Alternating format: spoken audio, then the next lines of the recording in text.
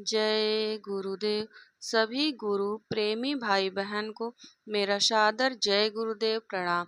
आज मैं आपको सुनाने वाली हूँ परम संत बाबा जय गुरुदेव जी महाराज के द्वारा लिखी हुई परमार्थी वचन संग्रह के कुछ अंश, जिसमें आप सुनेंगे साधक के गिरने का मार्ग। साधक को आपस में बहुत होशियारी के साथ बरतना जरूरी होगा। साधन करते समय हर भावों की ओर देखना होगा। कारण यह है कि साधक कहीं गिरने का रास्ता तो तैयार नहीं करता है। साधक जब कभी गिरता है तो अपनी कमी के आधार पर गिर जाता है तथा रास्ता छोड़कर गिरने के और रास्ते में चला जाता है और सदा गिरता रहता है। फिर साधक का उत्थान नहीं होता है। साधकों को हर वक्त होशियार रहना जरूर होगा। कारण जब तक साधक गुरु की ओर देखता है तब तक गिरने का प्रश्न नहीं, और जब साधकों की ओर देखना शुरू करता है तो जरूर गिरेगा। कारण हर वक्त साधकों में कमी है। साधक इन कमियों को दूर करने का प्रयत्न करता है। दूसरे साधक जब उस कमी को देखते हैं तो एक तरह का अभाव उनके प्रति आता है, और जब वह साधक दूसरे साधक की कमी जाहिर करेगा तो दूसरे साधक को गुस्सा आवेगा। इस अवस्था में आप राग द्वेष पैदा होगा। गुरु के शब्द बिसरने पर ही आपस में द्वेष फैल जाता है। साधकों, तुम सब गुरु की ओर देखो और गुरु के शब्दों को याद करो। बचने के उपाय। सूरत शब्द की कमाई चाहते हो तो आपस के राग द्वेष को दूर करके सूरत को शब्द के साथ जोड़ो। जब शब्द चेतन है, वह तुम्हारी कमी को जान रही है। शब्द जब ही तुम पर विश्वास करेगा जब तुम सच्चे होकर कमाई में लगोगे। शब्द की महिमा। शब्द हर भाव से सफाई और सच्चाई चाहता है। शब्द को बनावट पसंद नहीं है।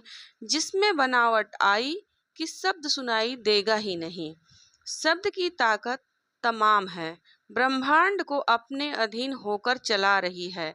शब्द का ही विस्तार सारे जहां में है।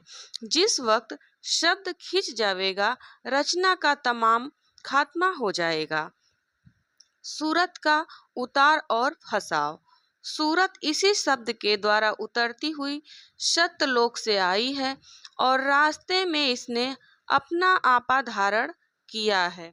अब आंखों के पीछे आकर जड़ मिलौनी में फंसी है और आंखों के ऊपरी भाग में अंधकार आ गया है। जब सूरत का अंतर में कुछ दिखाई नहीं देता है, इसमें अज्ञान है और अपने सच्चे सत्यलोक के रास्ते को भूल गई है। मार्ग पाने की कठिनाई। यदि कोई मनुष्य दुनिया के रास्ते को भूल जाता है तो उस वक्त उसे हजारों आदमियों से पूछना पड़ता है, तब जाकर सही रास्ता मिलता है। मालिक से मिलने का रास्ता तो ऐसा है कि जिससे पूछो वह भी नहीं जानता है। बताओ तुम्हें कैसे परमात्मा का रास्ता मिले और कैसे प्रभु के पास पहुंचोगे। गुरु की जरूरत। भूले लोगों को समझाया जाता है कि तुम संत सतगुरु की तलाश करो। जो गुरु उस भगवान के पास तक पहुंचा हुआ हो वह तुम्हें जरूर उस प्रभु के पास पहुंचा देगा। जिज्ञासा। खोज करने से लोगों को सद्गुरु मिल सकता है। बगैर खोज के तो तुम्हें संसार की चीज बाजार में नहीं मिलती है। अपनी जरूरत की चीज को वास्ते 10 दुकानदारों से पूछना होगा और उसके लिए हमें समय खर्च करना होता है। शरीर से बहुत मेहनत करनी पड़ती है, तब वह दुकान मिलती है और हम उसके पास पहुंचकर दीन अवस्था में मांगते हैं। दुकानदार तुम्हारी जिज्ञासा को देखता है और समझता है कि हमारे मांगे पैसा देगा या नहीं। जब समझ लेता है कि रुपया देगा, उस वक्त अपनी चीज दिखाता है और तुम खुशी के साथ लाकर अपने घर में सजा कर रखते हो। तुमने साधक बनकर कितनी तलाश की गुरु की और उसके पास कितने ख्वाहिशमंद रहे। ओछी समझ, साधक की गलतियों का पहाड़ हो और अपनी गलतियां दूसरों पर लादना हो तो वह साधक साधन नहीं, नादान है। उसकी समझ ओछी है। साधक अगर अच्छी समझ लेकर परमार्थ में निकलेगा तब तो महात्मा की तलाश कर सकता है, वरना समझ का न होना नादानी है। साधक गुरु के पास आता है तो भगवान को नहीं मांगता है, वह तो संसारी वस्तुओं को मांगता है। इसलिए उसे परमार्थी नहीं समझना चाहिए, उसको संसारी कहते हैं। पर यदि सत्संग में पड़ा रहा तो शायद समझ में आ जावे।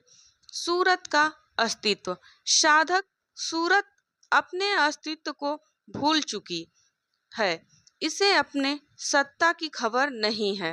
ताकत का जौहर सूरत के अंदर मौजूद है, पर जब तक सतगुरु की प्राप्ति न होगी तब तक सूरत की सूक्ष्म शक्ति नहीं जाएगी।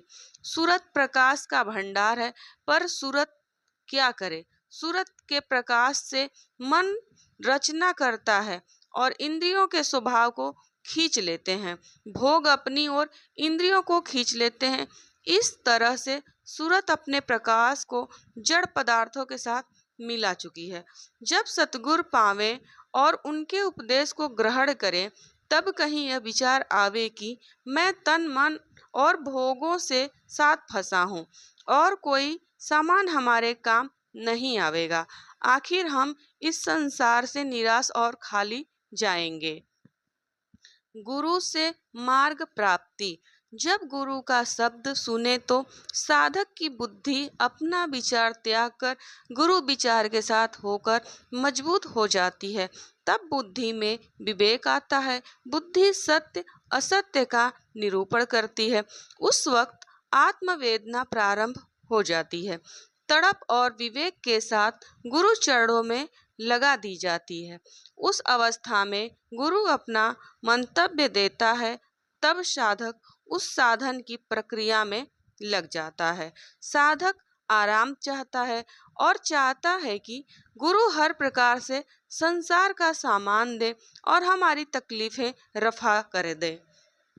सुख और उसकी प्राप्ति, साधक को समझना होगा कि सुख अपने कर्म अनुसार ही मिलेगा। गुरु तो अपनी कमाई में से दान करता ही रहता है, पर हम उनका दान लेने के हकदार हों और उस दान का पूरा लाभ उठा सके, तब संसारी आदमी अपनी कमाई में से देता है, पर दिया हुआ दान चंद ही दिन रहता है। इस वास्ते साधको कमाई करो, लोक और परलोक की कमाई करनी होगी, तभी लाभ होता है। संत जन अपनी कमाई में से कुछ देते हैं, पापी आदमी को भी विश्वास दिला देते हैं, भगवान की सत्यता है और अंतर में अनुभव कराते हैं। पर संत सतगुरु के दिए हुए परमार्थी धन में ही संतुष्ट नहीं रहना चाहिए। जो रास्ता गुरु ने दिया है और कमाई के वास्ते आदेश दिया है, उसकी कमाई करना चाहिए। तब साधक गुरु का दिया हुआ परमार्थी धन रख सकेगा, नहीं तो उतना ही अनुभव करके रह जाएगा। जब मलिन पर्दा किसी समय आवेगा, उस वक्त साधक गुरु की प्रीति और प्रतीत से अविश्वास लाकर गिर जाएगा और दूसरों से शिकायत करेगा कि मुझे कुछ प्राप्त नहीं हुआ। मालूम होता है कि गुरु पूरा मुझे नहीं मिला। साधक इस अवस्था में किसी दूसरे महात्मा के पास पहुंचेगा और उसी धन को पाने की भीख मांगेगा। न साधक न पहले गुरु से पाया और न दूसरे गुरु से पा सकेगा।